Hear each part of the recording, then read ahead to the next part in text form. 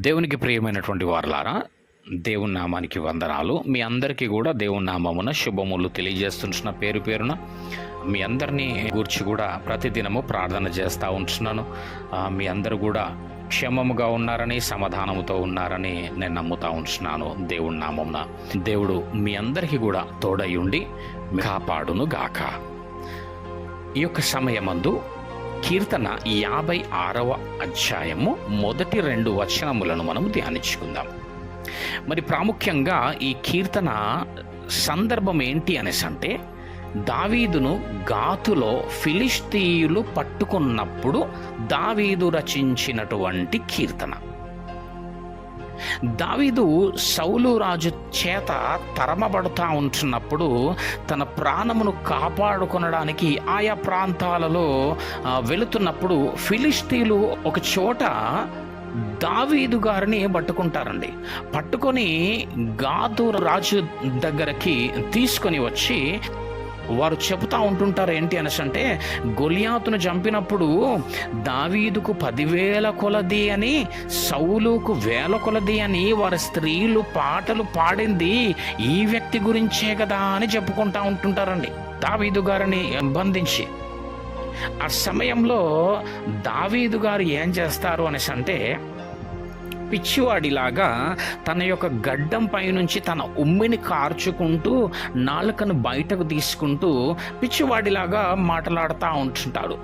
ఆ సమయంలో ఆ గాతు రాజు అంటాడు ఏంటి అనేసి అంటే, వీడు పిచ్చివాడులాగా ఉన్నాడు, వీని నా దగ్గరికి తీసుకొచ్చి నా టైం ఎందుకు వేస్ట్ చేస్తూ ఉంటున్నారు మీరు, వీడిని నా యుద్ధం నుంచి తీసుకొని పోండి అని రాజు చెప్పడం జరుగుతుంది. నిజంగానండి, దావీదును అనేక రకాలైనటువంటి ఆపద పరిస్థితులలో నుండి దేవుడు తప్పించిన విధానం చాలా అద్భుతమైనటువంటిదండి నిజంగా. మరి అంతేకాదు, మన జీవితాల్లో కూడా చూసినట్టయితేనండి, అనేక పర్యాయములు దేవుడు నిన్ను తప్పించినటువంటి దాఖలాలు ఎన్నో ఉండి ఉన్నాయి. ఏమండి, నిన్ను విడిపించినటువంటి విధానము, నిన్ను తప్పించిన విధానము, నీ జీవితంలో ఎన్నో మార్లు నువ్వు పడిపోతే నిన్ను లేవనెత్తినటువంటి విధానము. ప్రియమైనటువంటి వారలారా, నిజంగా మన జీవితంలో చూసినట్టయితే ఎన్నో మార్లు కదా దేవుడు చూపినటువంటి కృప, దేవుడు చూపించినటువంటి ఆయన ప్రేమ, ఆయన కృప చొప్పున మనల్ని ఎన్నో ఆపదల్లో నుంచి, ఏమండి, ఎన్నో విధములైనటువంటి సమస్యలలో నుంచి దేవుడు తప్పిస్తూ విడిపిస్తూ నడిపించినటువంటి వాడై ఉన్నాడు, నడిపిస్తూనే ఉన్నాడు, నడిపించు దేవుడై ఉన్నాడు. దేవుని నామానికి స్తోత్రములు. ఎన్నో విధములైనటువంటి సమస్యలలో నుండి కూడా దేవుడు తప్పిస్తూ విడిపిస్తూ నడిపించినటువంటి వాడై ఉన్నాడు. ఆ విధంగా దావీదు గారిని కూడా అనేకమైనటువంటి ఆపద పరిస్థితుల్లో నుంచి దేవుడు తప్పించినటువంటి విధానాలు చూసినట్టయితే చాలా అద్భుతం అండి. ఆ సందర్భములో రాసినటువంటి కీర్తననే 56వ కీర్తన. చూసినట్టయితే మొదటి వచనంలో, దేవా నన్ను కరుణింపుము, మనుష్యులు నన్ను మృంగవలెనని ఉన్నారు, దినమెల్లా వారు పోరాడుచు నన్ను బాధించుచున్నారు. దావీదు గారు దేవుడితో తన బాధని వ్యక్తపరుస్తూ ప్రార్థన చేస్తూ ఉన్నాడండి. నన్ను కరుణించు ప్రభువా, నన్ను కరుణింపు ప్రభువా, మనుషులు నన్ను మృంగవలెనని ఉన్నారు. ఒక ప్రక్కనేమో సౌలు రాజు చంపాలని చూస్తూ ఉంటున్నాడు, మరొక ప్రక్కనేమో ఫిలిస్తీయులు బంధించి వీలైతే చంపాలని చూస్తూ ఉంటున్నటువంటి పరిస్థితి. అందుకే అంటున్నాడు, దినమెల్లా వారు నాతో పోరాడుచున్నారు. నిజంగా శత్రువులు ఏ విధంగా ఉంటారు అనేసి అంటే, ఎప్పుడు ఛాన్స్ దొరుకుతుందా, ఎప్పుడు అవకాశం దొరుకుతుందా వాడిపైన దాడి చేయడానికి, ఎప్పుడు చంపుదామా, ఎప్పుడు నిందిద్దామా, ఏమండి, ఎప్పుడు నాశనం చేద్దామా అని వారు ప్రయత్నం చేస్తానే ఉంటారు. ప్రియమైనటువంటి వారలారా, శత్రుత్వం పెట్టుకున్నటువంటి వ్యక్తి ఎదుటివాడు ఎక్కడ దొరుకుతాడా, ఎప్పుడు దొరుకుతాడా, ఏ విధంగా బాధించాలా, ఏ విధంగా సూటిపోటి మాటలు అనాలా, ఏ విధంగా హింసించాలా అనేటటువంటి ప్రయత్నం చేస్తానే ఉంటారండి. ఇట్టి మనసు, ఇట్టి స్వభావము కలిగి ఉండకూడదు. ఒకవేళ అతి విధమైనటువంటి శత్రుత్వము నీవు ఎదుటివారిపైన గనక ఒకవేళ ఉండినట్టయితే, దేవునికి ప్రియమైనటువంటి వారలారా, అట్టి మనసును తీసివేసుకుని వారై ఉండాలా. అట్టి మనసు కలిగి ఉండకూడదు. ఈ 2వ వచనంలో కూడా చూసినట్టయితే, అనేకులు గర్వించి నాతో పోరాడుచున్నారు. ఏం చేస్తా ఉన్నారు ప్రభువా? అనేకులు గర్వించి నాతో పోరాడుచున్నారు. గమనించండి, ఒక వ్యక్తి మీద ఒక వ్యక్తితో తగాదా పెట్టుకోవాలి అని ఉన్న వ్యక్తిలో ఉండేటటువంటిది గర్వము. ఏమండి, ఎప్పుడైతే ఒక వ్యక్తి ఎదుటివాని మీద నాశనము చేయాలని చూస్తాడో, తృణీకరించాలని చూస్తుంటాడో, ఆ వ్యక్తి మనసులో ఉన్నటువంటిది గర్వము. అంటే ఒక వ్యక్తి ఎదుటివాన్ని తృణీకరించి మాట్లాడుతున్నాడు అనేసి అంటే ఆ వ్యక్తిలో గర్వం ఉన్నది అని అర్థం. ఎప్పుడైతే ఆ వ్యక్తిని నాశనం చేయడానికి ప్రయత్నం చేస్తూ ఉంటాడో, ఆ వ్యక్తి మనస్సులో ఉన్నటువంటిది గర్వము అని అర్థం. ఎదుటి మనిషిని ఏదైనా చెయ్యడానికి ప్రయత్నం ఎప్పుడైతే చేస్తుంటాడో ఈ వ్యక్తి మనస్సులో ఉన్నటువంటిది ఏంటి అనేసి అంటే గర్వము.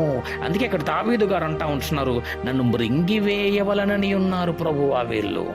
నిజంగా ఒక వ్యక్తితో ఇతనికి గనక వైరం వస్తే చాలు, రోజు మొత్తం ఇంకా వారి మనస్సు నిండా ఎటువంటి ఆలోచన అనేసి అంటే ఆ వ్యక్తిని ఎలా కొట్టాలా, ఎలా నాశనం చెయ్యాలా, ఎలా అవమానపరచాలా, ఎలా బాధ పెట్టాలా అని ఆ వ్యక్తి గురించే తలంచుతూ ఉంటాడండి దినమెల్లా కూడా. ఏ వ్యక్తి మీదనైతే కోపం పెట్టుకుంటామో ఆ వ్యక్తి నాశనమయ్యే వరకు కూడా వీరి మనసులో నెమ్మది ఉండదండి. ఇప్పుడు ఇక్కడ నాశనం అవుతుంది ఎవరు అంటే, సొంతంగా తనంతట తానే అని చెప్పడంలో ఎటువంటి సందేహం లేదు. రోజు మొత్తం కూడా ఒకటే ఆలోచన. కానీ యేసు ప్రభువుల వారు నేర్పించినటువంటి మాదిరి ఏంటి? మిమ్మును హింసించు వారి కొరకు ప్రార్థన చెయ్యాలా, క్షమించాలా. అది దేవుడు మనకు నేర్పించినటువంటి మాదిరి అయి ఉన్నది. ప్రియమైనటువంటి వారలారా, ఒకవేళ ఎవరిపైన కానీ నీకు ఒకవేళ కోపం ఉన్నదా, ఒకవేళ ఏదైనా ఈర్ష్య ఉన్నదా, లేకపోతే ఇంకా ఏదైనా అవిధమైనటువంటి గర్వముతో కూడినటువంటి అసూయతో కూడినటువంటిది ఏదైనా ఒకవేళ నీ మనస్సులో ఉంటే, ఈ మాటలు వింటున్నటువంటి ప్రియమైనటువంటి దేవుని బిడ్డలారా, వారి గురించి ఈ సమయమందు నీ మనస్ఫూర్తిగా నువ్వు వారి గురించి ప్రార్థన చెయ్యు. నువ్వు వారిని క్షమించు. నీ మనస్సు నిమ్మలమవుతుంది. నీ హృదయం అంతా కూడా సంతోషము చేత నింపబడి ఉంటుంది. దేవునికి స్తోత్రములు. చూడండి, వారి గురించి ఒకసారి ప్రార్థన చేసి చూడండి, మనసు ఎంత నిమ్మలంగా ఉంటుందో. వారిని ఒకసారి క్షమించి చూడండి, మనసు ఎంత సంతోషంగా ఉంటుందో. ఏమండి, సంతోషము గల హృదయం అంటే ఆరోగ్య కారణం అంటానండి. నీ హృదయం సంతోషంగా ఉంటే నువ్వు ఆరోగ్యంగా ఉంటావు, నీ శరీరము బలముగా ఉంటుంది. దేవుని నామానికి స్తోత్రములు. కాబట్టి ఇట్టి విధమైనటువంటి మనస్సు గల వారమై ఉండాలా. ఒకరిని గురించి ప్రార్థించేటటువంటి వారమయ్యే ఉండాలా, ఒకరిని క్షమించేటటువంటి వారమై ఉండాలా. అంతేగాని ఒకరిపైన కోపం పెట్టుకొని, ఒకరిపైన అసూయ కలిగి, గర్వము చేత నిండి ఉంటే గనక అలాంటి మనసును సాతాను స్వాధీనపరుచుకుంటది. వాడికి నీ పైన అధికారం కలుగుతుంది. నీ మనస్సును స్వాధీనపరుచుకుంటాడు. నీ పైన అధికారము కలుగుతుందండి అపవాదికి. గనుక జాగ్రత్త. అట్టి మనసు గలవారమై మనము ఉండరాదు. ద్వేషములు మన మనస్సు నుంచి తీసుకునేవారమై ఉండాల. మీరు గమనించండి, ఇతరులతో శత్రుత్వం పెట్టుకున్న ఏ వ్యక్తికైనా తన మనస్సులో నెమ్మది ఉండదు. పోనీ ఆ వ్యక్తి నాశనమైతే మరి నెమ్మది ఉంటుందా అంటే అట్లా కూడా ఉండదండి వీరికి. ఆ వ్యక్తి నాశనమైనాడు అనుకో, అయ్యో నన్ను బట్టే ఈ వ్యక్తికి ఇలా జరిగిందేమో, నన్ను బట్టే ఈ విధంగా అయిపోయినాదేమో అని ఆ విధమైనటువంటి బాధ మొదలవుతుంది ఇప్పుడు. ఆ తర్వాత అంటే ఇక్కడ గమనించినట్టయితే, క్షమించని మనసుకు ఎప్పుడు కూడా నెమ్మది ఉండదు. ఏమండి, క్షమించని మనసుకు ఎప్పుడు కూడా నెమ్మది ఉండదు. క్షమించిన మనసుకు ఎప్పుడు కూడా నెమ్మది కలుగుతుంది, నెమ్మది ఉంటుంది. దేవునికి స్తోత్రం, హల్లెలూయా. కాబట్టండి, ఎవ్వరితో కూడా మనము శత్రుత్వం పెట్టుకుని వారమై ఉండొద్దు. ఇప్పుడు ఈ లోకంలో ఈ మనుషులు, ఈ సౌలు కానీ, గాతు రాజు కానీ, ఫిలిష్తీయులు కానీ, ఇంకా జిఫీలు కానీ, వీళ్ళందరూ దావీదుతో శత్రుత్వం పెట్టుకున్నారు. కానీ గమనించండి, దావీదు గారు మాత్రం ఎవ్వరితో కూడా శత్రుత్వం పెట్టుకోలేడండి. ఏ వ్యక్తి పైన కూడా ద్వేషం పెట్టుకోలేడు, ఏ వ్యక్తి పైన కూడా కోపం పెట్టుకోలేదు దావీదు గారు. ఇదండి ఆత్మీయ జీవితం అంటే. మనం నెమ్మదిగా ఉండాలనేసి అంటే ఏ వ్యక్తి మీద కూడా కోపం ఉండకూడదు. తన కోపమే తనకు శత్రువై ఉంటుంది. మనము కేవలము ఎదుటి వారిని ప్రేమించు వారమై ఉండాలా, క్షమించు వారమై ఉండాలా, కనికరము గల మనస్సు గల వారమై ఉండాలా. ప్రార్థన మాత్రము ప్రతిదినము చేస్తూ ఉంటుంటాం, దేవుడు నేర్పినటువంటి ప్రార్థన అని చెప్పి. ఏం చేస్తుంటాం ఆ ప్రార్థనలో? పరలోకమందున మా తండ్రి అనే ప్రార్థనలో మా ఎడల అపరాధము చేసిన వారిని మేము క్షమించుచున్న ప్రకారము. ఏమండి, మా ఎడల అపరాధము చేయుచున్న వారిని మేము క్షమించుచున్న ప్రకారము ప్రభువా మా అపరాధములను క్షమించుము. అడుగుతున్నాడు దేవుడు, మరి క్షమిస్తున్నావా? క్షమిస్తే నేను నీ అపరాధములను క్షమిస్తా. వాక్యం కూడా సెలవిస్తూ ఉంది. మీకా 6వ అధ్యాయము 8వ వచనములో ఏది ఉత్తమమో దేవుడు చెప్తా ఉంటున్నాడు. దేవుడికి ఏది ఇష్టమో దేవుడు అక్కడ మాట్లాడుతూ ఉంటున్నాడు. ఏంటి అనేసి అంటే, మనుష్యుడా, ఏది ఉత్తమమో అది నీకు తెలియచేయబడి ఉన్నది. ఏమండి, తెలియజేయబడి ఉన్నది కానీ మనుష్యులు తెలుసుకొనలేకపోతా ఉంటున్నారు. ఎందుకు? వాక్యం చదవట్లేదేమో. ఏమండి, చదివినటువంటి వాక్యాన్ని గమనించు వారై ఉండలేరేమో, గమనిస్తున్నటువంటి వాక్యాన్ని సహితము గైకొని నడుచువారుగా ఉండడం లేదో ఏమో. కానీ ఏమండి, మనుషుడా, ఏది ఉత్తమమో అది నీకు తెలియజేయబడి ఉన్నది. ఏంటది? న్యాయముగా నడుచుకొనుటయు, కనికరమును ప్రేమించుటయు, దీన మనస్సు కలిగి నీ దేవుని ఎదుట ప్రవర్తించుటయు, ఇంతే గదా.